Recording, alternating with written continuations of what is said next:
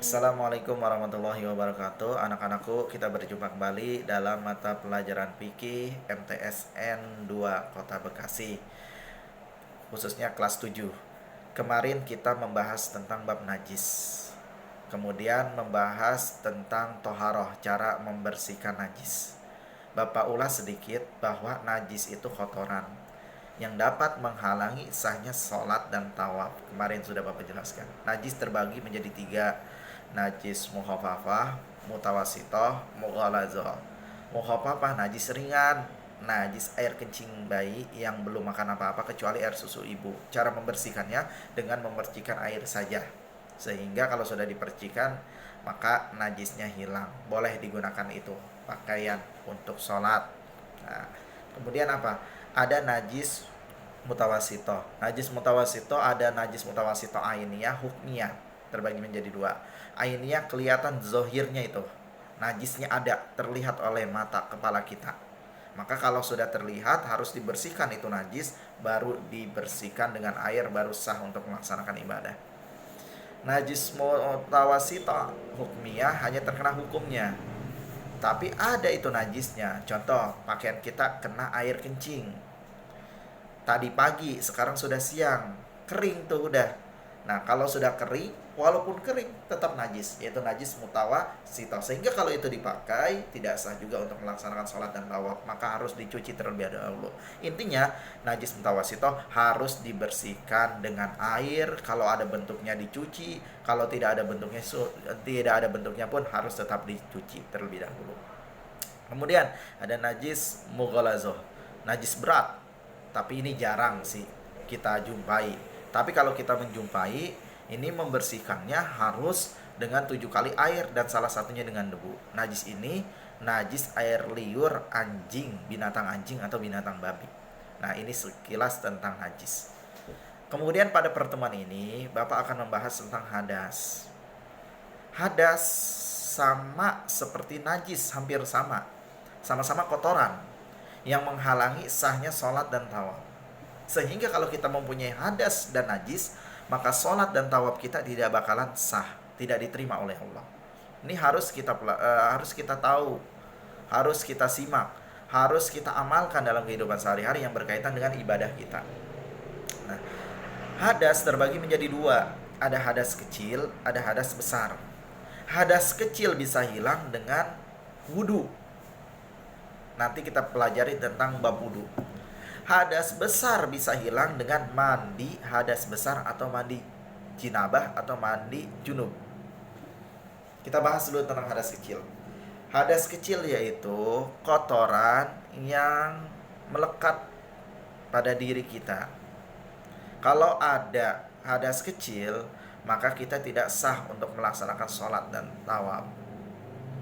Contoh begini, kita punya wudhu, bersentuhan kulit kita dengan kulit perempuan yang bukan muhrimnya.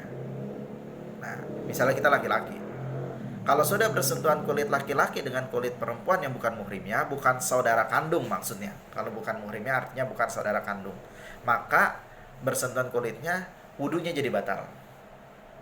Ini hadas kecil jadinya. Ada lagi begini, bisa jadi hadas kecil karena, mohon maaf Bapak jelaskan, kentut.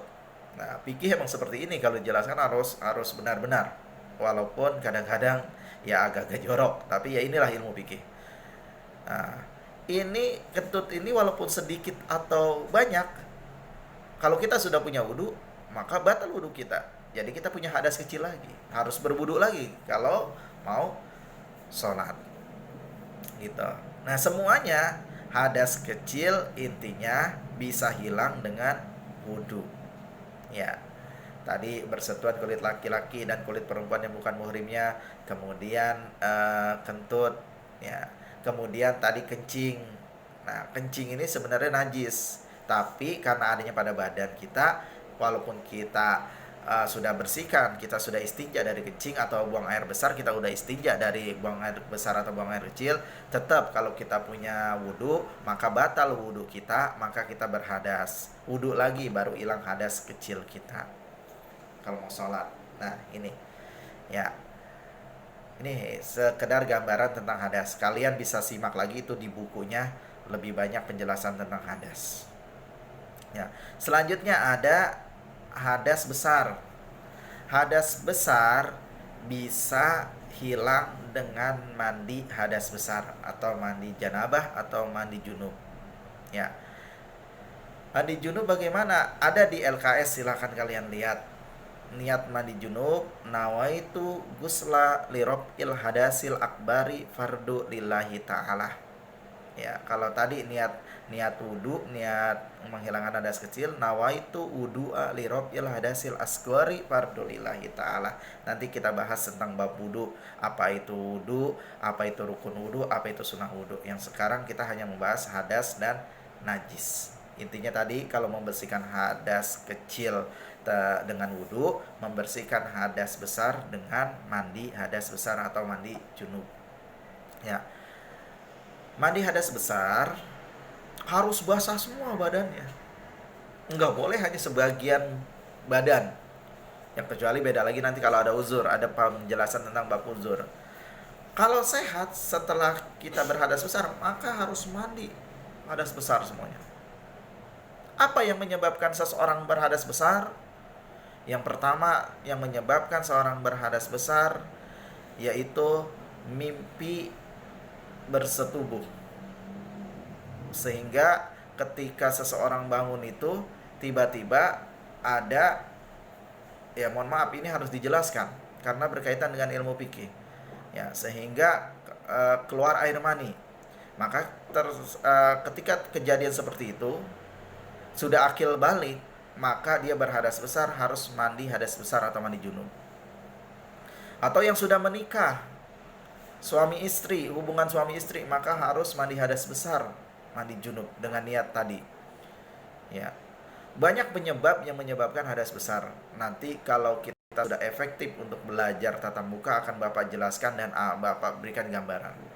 Ya, cuma ini karena masih suasana corona, ya Bapak jelaskan yang singkat-singkat saja, yang penting tahu ilmunya. Ya. Ya, terus apalagi? Meninggal dunia pun harus dimandikan dengan mandi hadas besar. Khawatir orang tersebut, mayit tersebut mempunyai hadas besar. Nah ini bab tentang hadas. Intinya kalau hadas besar, cara membersihkannya yaitu dengan mandi hadas besar. Ya, itu saja anak-anakku, sekedar penjelasan tentang hadas kecil dan hadas besar. Intinya silakan lihat di LKS, baca lagi perinciannya tentang hadas kecil dan hadas besar. Ya, nanti kalau sudah ada pertemuan Bapak jelaskan lebih detail lagi. Ya, tugas untuk sementara mungkin kalian kerjakan LKS dan kalian simpulkan tentang pelajaran kita, apa itu pengertian toharoh, apa itu pengertian najis. Najis terbagi menjadi 3, najis apa saja dan pengertiannya apa saja, berikan contohnya. Nah, kemudian apa itu hadas, sebutkan macam-macam hadas dan tuliskan niat menghilangkan hadas kecil dan hadas besar. Itu saja sekedar tugas dari Bapak. Kita bertemu lagi pada pertemuan yang akan datang, pada pembelajaran bab yang berikutnya atau materi yang berikutnya. Demikian, mudah-mudahan ada manfaatnya. Assalamualaikum warahmatullahi wabarakatuh.